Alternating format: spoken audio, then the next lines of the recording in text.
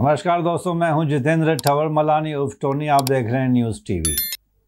कल परसों से आपने देखा होगा कि औरंगाबाद, पिछला नाम औरंगाबाद था, छत्रपति संभाजी नगर, वहाँ से जो रैली स्टार्ट हुई है मुस्लिम्स की बड़ी तादाद में टुवर्ड्स मुंबई में आके उनको रोका गया मुलुंड के आसपास।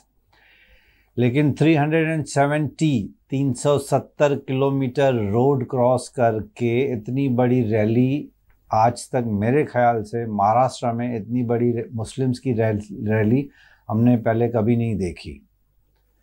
ये रैली क्यों निकली मैं बताऊंगा आपको। आप सभी वीडियोस तो देखते होंगे, यूट्यूब पे काफ़ी न्यूज़ में चर्चा हो रही है। 24 आवर्स इसी हर चैनल पे यही चर्चा हो रही थी कि मुस्लिम्स की इतनी बड़ी रैली निकली है। रैली निकलने का कारण ये था, ये इस रैली के पीछे, हालांकि मुस्लिम रैली है लेकिन ज़्यादातर AIMIM यानी कि ओवैसीउद्दीन इनकी जो पार्टी है, ज़्यादातर उनकी तरफ से रैली निकली है। लेकिन कहीं पे भी बैनर उनका नहीं दिया है। बट इम्तियाज़ जलील इस रैली को लीड कर रहे थे। इम्तियाज़ जलील जो AIMIM के महाराष्ट्र के प्रेसिडेंट हैं, उनकी एक मांग थी कि महाराज रामगिरी को अरेस्ट किया जाए, नितेश राणे को अरेस्ट किया जाए। महाराज रामगिरी को अरेस्ट करने की डिमांड इसके लिए हो रही है। 58 या 59 FIR लॉन्च की गई है महाराज रामगिरी के अगेंस्ट में।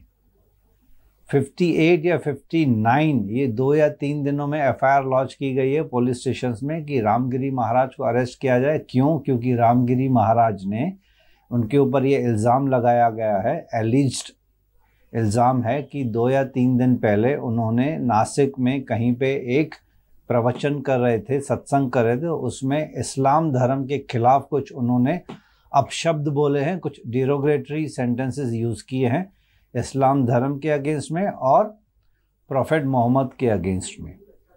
ऐसे उनके ऊपर इल्ज़ाम लगे हैं। तो ये वीडियो क्लिप्स जो हैं बहुत वायरल हुई है मुस्लिम कम्युनिटी में। मुस्लिम कम्युनिटी काफ़ी भड़क गई।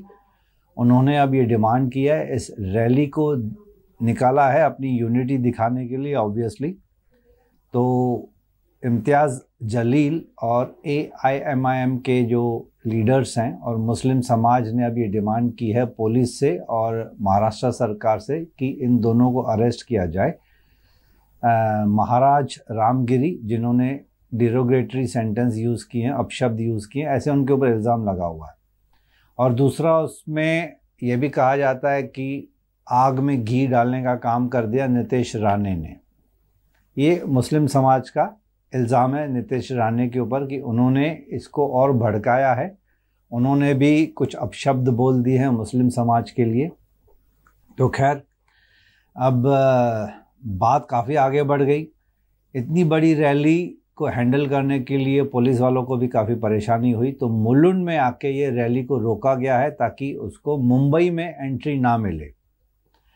बट इतनी बड़ी रैली तो ऑब्वियसली एक दिन के प्लानिंग के हिसाब से हो नहीं सकती है, क्योंकि इतनी हज़ारों लाखों की तादाद में जब मुस्लिम को कोऑर्डिनेट करना, टेक्स्ट मैसेज करना, कहाँ से कहाँ रैली स्टार्ट होगी, कहाँ ख़त्म होगी, this requires a lot of meticulous planning.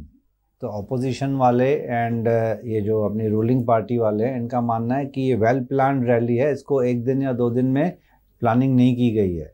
It has to be planned in a proper way, क्योंकि इतने सारे मुस्लिम्स वहाँ से जब रैली स्टार्ट हुई थी संभाजी नगर, पिछला जो औरंगाबाद था, वहाँ से रैली स्टार्ट होते होते नासिक, भीड़, यहाँ से पूरे 370 किलोमीटर्स का जो सफ़र तय करके ये मुंबई पहुँचे।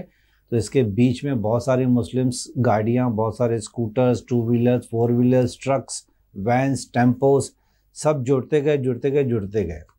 तो इतनी बड़ी रैली काफ़ी प्लानिंग से की गई है, ऐसे सरकार का मानना है।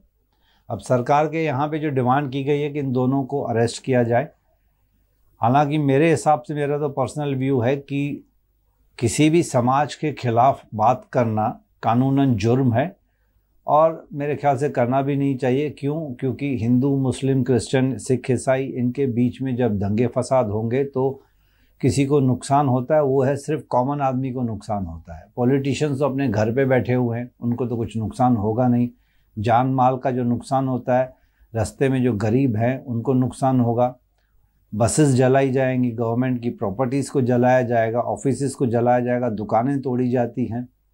मैं किसी पर्टिकुलर कम्युनिटी के बारे में नहीं बात कर रहा हूँ, लेकिन जब दंगे फसाद होते हैं तो फिर नुकसान दोनों पार्टीज़ का होता है, हिंदू का भी, मुस्लिम्स का भी, सिख का भी, ईसाई का, सबका होता है।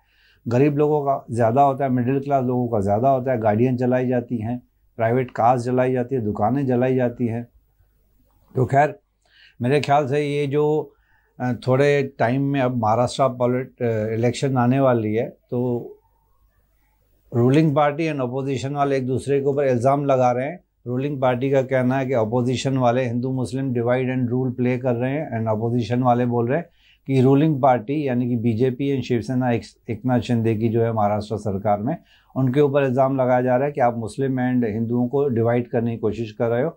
तो ये दोनों पार्टीज एक दूसरे के ऊपर इल्ज़ाम लगा रही हैं। लेकिन अब रिसेंटली जब हमने देखा कि लोकसभा इलेक्शन हो रही थी जब, तो उसमें मुस्लिम वोट बैंक को काफ़ी रिझाने की कोशिश की गई थी। महाराष्ट्र में भी जो पॉलिटिकल पार्टी किसी ज़माने में मुस्लिम्स के ख़िलाफ़ बात कर रही थी, आज वही पार्टीज़ मुस्लिम्स को रिझाने के पीछे पड़ी हुई हैं, क्योंकि 17 से 20% महाराष्ट्र में और इंडिया में मुस्लिम कम्युनिटी है, पॉपुलेशन है, इतना बड़ा चंक है। तो उनके पीछे पड़े हुए हैं कि ये अभी उनको ल्यूक्रेटिव मुस्लिम वोट बैंक नज़र आ रहा है। तो दोनों पार्टीज़ एक दूसरे के ऊपर इल्ज़ाम लगा रहे हैं कि आप मुस्लिम को रिझाने की कोशिश कर रहे हैं।